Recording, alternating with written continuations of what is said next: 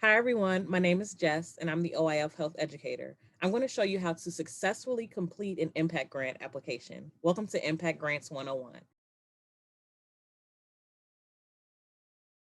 The first thing you're going to do is open your browser, it can be any browser, and go to www.impact-grants.com. When you get to the home page, the first paragraph that you see here is a note from the evaluation committee. And this is just letting you know about the process of impact grants and what impact grants actually are. Then you're going to come down to the timeline. This timeline shows the application deadline, decision notification, documentation submission, item/services received. Next on the list, we have the eligibility checklist, which includes OI diagnosis, financial need, the request improves the applicant's quality of life, the grant must be used within 12 months or less, and the applicant must be a United States resident and funds may only be allocated within the United States. In the last section, we have restriction on user funds. Plumbing, invasive dental care, therapy or service animals, existing debts or reimbursement, or if you are seeking funding for an accessible vehicle, you must have a valid driver's license at the time you complete this application.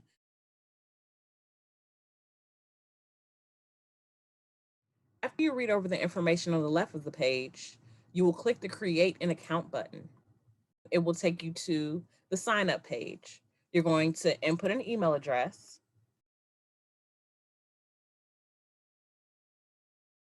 create a password, 6 characters, and put that same password.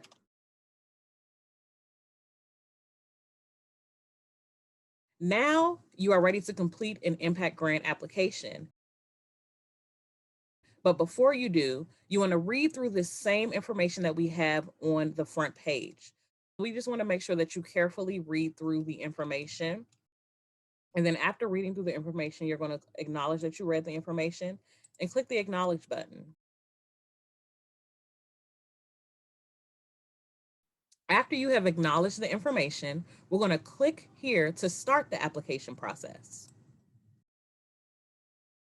You would input your first name, last name, and what type of OI the applicant has been diagnosed with. Again, if you're a parent completing the impact grant application for an item or service for yourself, you would put your OI type. If you are a parent completing this application on behalf of your child, you would put in your child's information. If you're an individual completing this application for themselves, you would put in your OI type. So you would put in your first name, last name, type of OI, and birth date. And then you are going to add applicant. After you input the information on the previous page, you will be taken to the applicant profile section.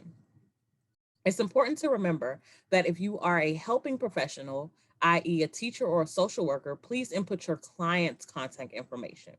The information that you previously put in, your first name and last name, it will auto-populate within this section. After inputting your name, contact information, email address, you're going to be taken to the question below. Do you currently receive Social Security disability income? This one's a little tricky.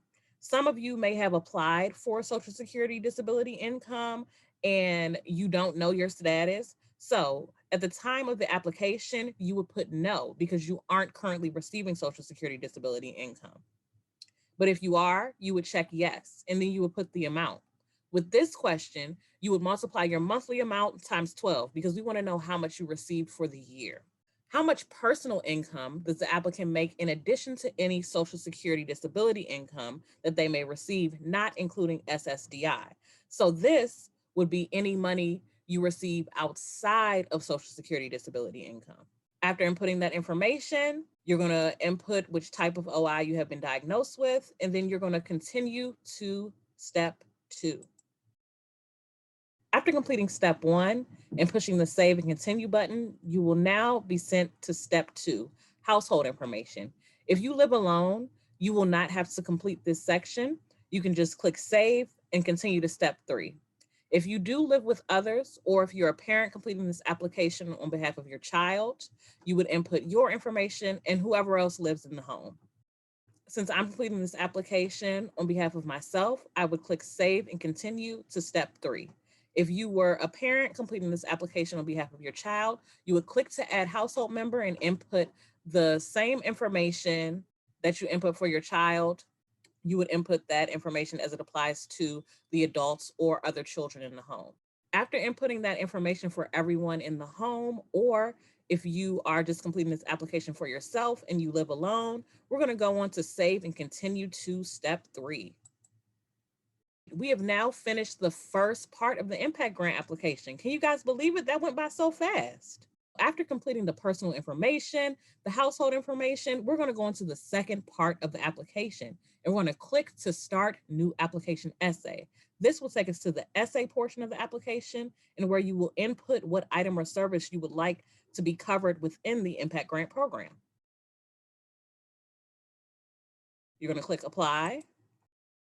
All right, we're on the second half of the impact grant application. This section is important because this is where you will input what item or service you're seeking to apply for. You're going to select a category from the drop-down menu. Let's say I wanted to apply for an accessible vehicle. You would click the automotive equipment and accessible vehicle option. In step 1.2, you would select the item or service. I want to apply for a wheelchair accessible vehicle. I would click the option wheelchair accessible vehicle. In step 1.3, you would select further options. I'm looking for a rear loading accessible vehicle, so I'm going to click rear loading. And you'll notice that a picture of a rear loading van will appear. We will then go on to check the option for yes, because you do have a driver's license, because you were applying for an accessible vehicle. And remember, in the beginning, we noted that if you do not have a driver's license at the time of this application, you would not be able to apply for an accessible vehicle. For the description, you would simply type rear loading van, estimated cost. Let's say you found an ad for a rear loading van online and the estimated cost was $17K. So we will put in 17,000, and then you will put the link of the ad in this section, and then you will click save. After clicking save, you're going to scroll up and click step 2, application essay. The application essay is the final step in the impact grant application process. In this section, we want to note that you should not include any identifiable information, such as your first and last name.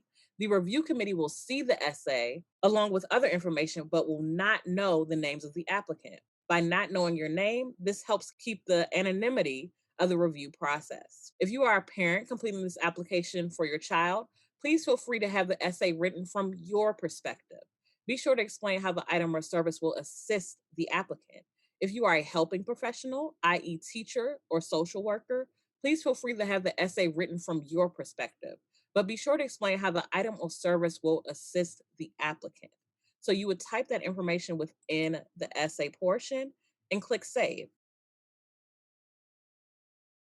After completing all of the information within the application process and completing your essay and pushing save, you would go on to submit your application.